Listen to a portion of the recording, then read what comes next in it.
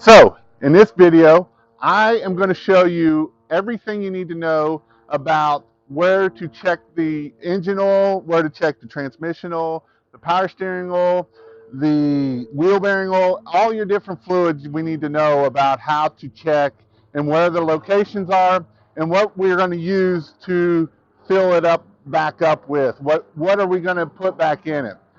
You're not probably going to put, you're going to make sure, I'm going to show you places that will tell you in your fire truck of what fluids that you're supposed to put in here. I'm Jason Guyman here, and I'm here to help you learn more about fire trucks.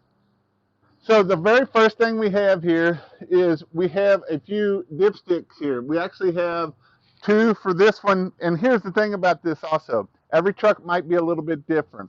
Most of the time your fire trucks, if you have a cab over with you here, which that's the very first thing, go check out my very first video, my video right up here about how to raise this cab and secure this cab. Do not ever get in this cab, underneath this cab with this over your head and not having it properly latched. So go check that video out if you haven't already about that video. So most fire trucks have your dipsticks and everything accessible right here, because a lot of times you can actually reach in through the cab, and I'll show a picture of that where you can actually go into the cab to get to these. The only issue is it's hard to fill anything up if it is low. And you can't get to all fluids here. You can only get to your engine oil, your transmission oil, and your power steering oil. Those are the only three oils you can get from that. So the very first thing we're going to do is we're going to check our engine oil, and you're going to pull it out, and you're going to wipe it off. Make sure you have an old rag that you can wipe it off. And it's actually not a bad idea that you should probably wear some like EMS gloves, and that way you don't get this stuff all over your hands. So on the dipstick here, you're going to wipe it off, and then you're going to stick it back in, and we're going to see how much oil we have in it. And you want to make sure we're on the full right there. Right here you can see the full. So between low and full, not always, but this is usually 1 gallon. Sometimes it's 2 gallons, but a lot of times this is 1 gallon of oil. Now, you want to make sure that this is for big trucks. This is 1 gallon. On your smaller vehicles, this is only a quart usually. So on these, this is 1 gallon of oil right here that this will be low. They hold about 10 gallons, 44 quarts is what most of these hold. And where you will find out what you're supposed to put in here will be inside the cab of the driver's door. There'll be a label down there, and it'll tell you every oil, every antifreeze, everything you need to know for that. So once we got it pulled out, we're going to stick it back in here.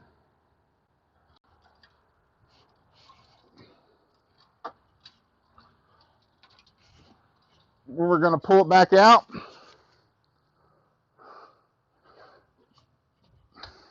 And we're going to look at it. And you can see that right there is the full. See if I can find the full. It's actually a little bit full. Oh, I can't even see where the oil is first. Oh, okay, I'm backward. So this is actually a little bit full. Now what can make this a little bit full is we're actually parked down a little bit of a hill here. So that is the other important thing, to make sure we're on a flat surface. Now we're not that much over full, so wouldn't worry about this.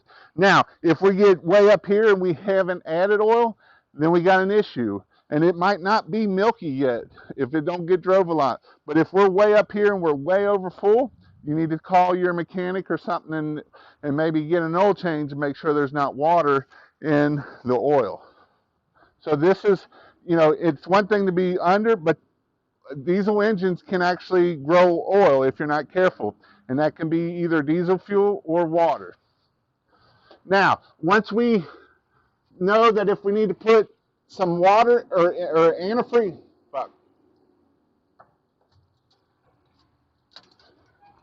so if we need to know if we need to fill up some oil in it, I'll show you where we can put that in at. On this one here, sometimes you'll have them right here on top, the oil right here on top of the valve cover.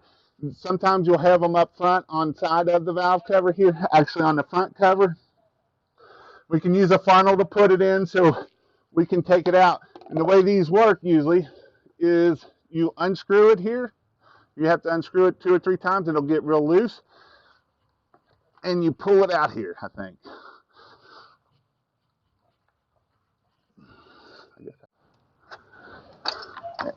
So you unscrew it and you pull it out. And what happens is by unscrewing it, you're allowing that to come down. And then we can put our oil right back in there.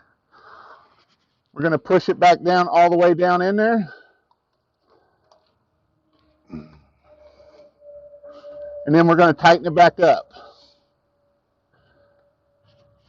And we're going to get that tight so it don't fall off and go down in our fan belt. Now, that's how we check and fill up our oil.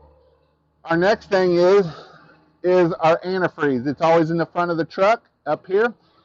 And you got 2 ways to check it. The best way to check it is this right here. It's a sight glass. Sometimes it'll be over there where you can see it over there from the ground. But in this sight glass, we want antifreeze in here. If we don't have antifreeze in here, we need to let this cool down all the way before we pull that cap off there. We never want to take that cap off with it hot. It will spew antifreeze all over the place. And it'll scald you, and it will hurt you, and it's not good. And that's where we're going to fill antifreeze. We also want to check on the door for our antifreeze to see what kind of antifreeze we need, whether it's the green, the red, whatever, and what we can put into it. And this right here is what I'm talking about. On all fire trucks they're going to have this, and it will tell you what the oil it takes, what kind of antifreeze it takes, the whole 9 yards. So transmission, it takes Dextron. Coolant is 50-50 antifreeze, and everything is told you right there on the door. The next thing we'll do here while I'm right here is this right here is the power steering fluid. Same way, you got to twist it, pull it out, and check it. And there is a cold and a hot. And this and the transmission have this. So that's the cold and hot. So if it's cold, that's where we check it. If it's hot, that's where we check it. And we're going to put that back down. Now, this one here takes Dextron, but our newer engines, engine 3, engine 2, take 15W40. And it will tell you this on the door also. So the next thing we have is our transmission, which is right here. And this is our transmission fluid right here. And the way we want to check it, I done pulled it out, is we're going to do the same thing. We're going to pull it out, we're going to check it, and we're going to get it back in there, which sometimes can be a pain. But we're going to get that back in there, and we're going to check this with the engine running. So you're going to have to climb up in the cab, start the truck, and we're going to check that fluid with the engine running. That's the only fluid that we need to check with the engine running. And it's got 2 things on it, hot or cold. So if the engine's if it's not hot yet, you'll just check it there with it at the cold level or the hot level. Okay. So again, that's our transmission, our engine dipstick. This is our power steering right here, and then our radiator is up there, and that's where our coolant is going to go up there. One other fluid we can check would be on our wheels. I know it's not something we're going to check regular, but it's always good if you check it right here. It'll say, I don't know if it'll zoom in here enough or not, but it says full and add. And you can see a little bit of fluid in the bottom of it, and we want it right to the full. Now, if this is empty, then we got a problem with our wheel seal, and probably you're going to see oil on the back side of this. That's another critical fail that we need to call or get it, make sure that we have somebody to come check that out, because we need to get them wheels bearings fixed before something happens, and that's a write-up. And that's something that we need to check on our monthly also.